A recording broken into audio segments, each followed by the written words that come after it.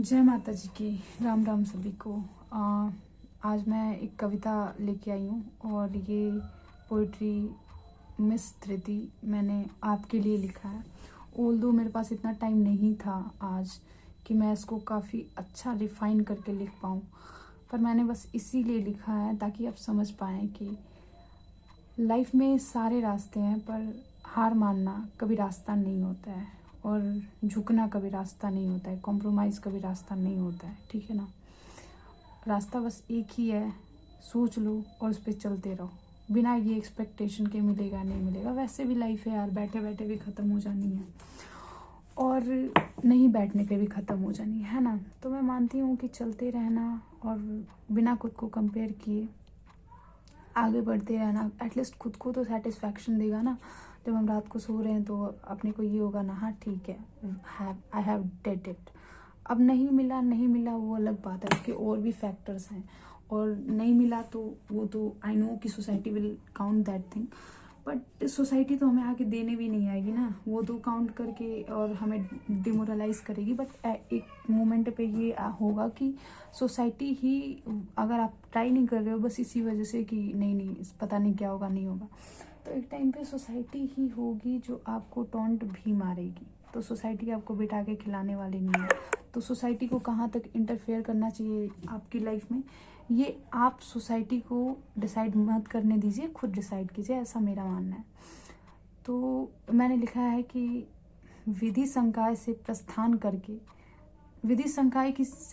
करके सीढ़ियों से उतरते हुए आज कदम आर्ट्स फैकल्टी में बढ़े। पता नहीं था कोई प्रतीक्षारत है वहाँ। आसपास की खूबसूरती, प्यारे खिले फूलों पर सूरज की प्यारी रोशनी, ये सब देखते देखते मैं अचानक रुकी। दो खूबसूरत चेहरे जिनसे नज़र हटने का नाम नहीं ले रही थी, बस बैठ गई उनके पास। वो बोल नहीं सकते थे पर उन्होंने कहा बहुत कुछ। उन्होंने कहा नहीं दरअसल उनकी आंखें बोल गई। और आंखें पढ़ने की तो पुरानी आदत है मेरी।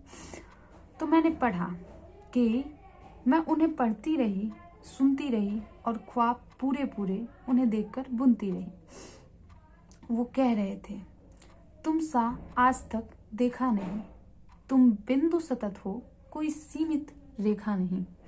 सूरज की ये किरणें जब अलंकृत करती हैं, तुम इतनी दिव्य और प्यारी प्रतीत होती हो जैसे आज तक दूर दूर तक अन्य कोई रूपरेखा नहीं। तुम इतनी दूर आई हो, साथ में इतने सपने लाई हो। तुम्हें अभी आगे भी जाना है, हमसे नेह ना जोड़ो।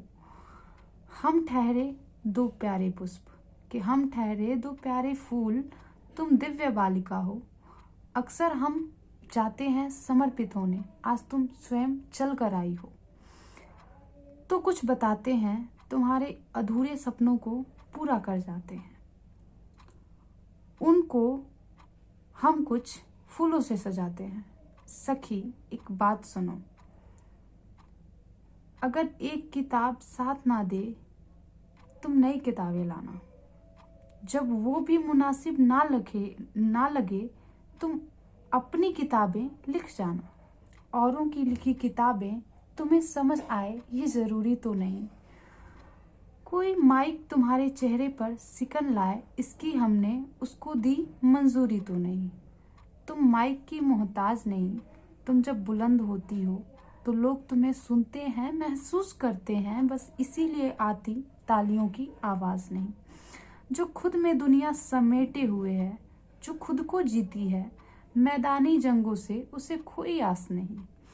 प्रिया तुम केंद्र हमारा हो, वो फूल मुझसे कह रहे हैं कि प्रिया तुम केंद्र हमारा हो, इस युग की प्रबल धारा हो। बदलोगी कई मोड़ों को, मोड़ोगी कई प्रवाहों को, बस इसीलिए नहीं तुम आवारा हो।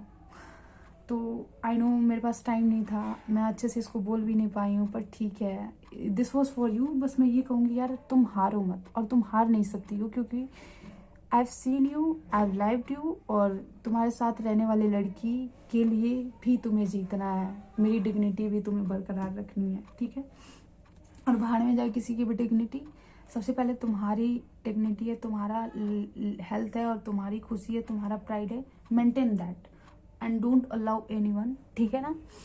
और मैं अब तुम्हें समझ में आ गया होगा कि तुम किस लिए नहीं बने हो। इस मेरे कहने का मतलब ये है कि अगर कोई चीज़ नहीं हो रही है तो अगर मैं खाना अगर कोई मेरे को दे रहा है and if I can't have it because मेरे लायक नहीं है वो, या फिर वैसे टेस्ट का मैं खाती नहीं हूँ, तो व्हाट विल आई डू, उसको थोड़ा रिफाइन करूँगी और फिर खाऊंगी, या फिर मैं उसे रिप्लेस करूँगी, लेकिन भूखे तो नहीं रहूँगी ना। लाइफ का गोल है खाना। तो बस एक बार भूख लगे तुम्हें, फिर उसके बाद तो तुम दुनिया की कोई ऐसी चीज़ नहीं है जिसके लिए तुम नहीं बनी हो, ठीक है ना। So all the best, have a good day, thank you so much.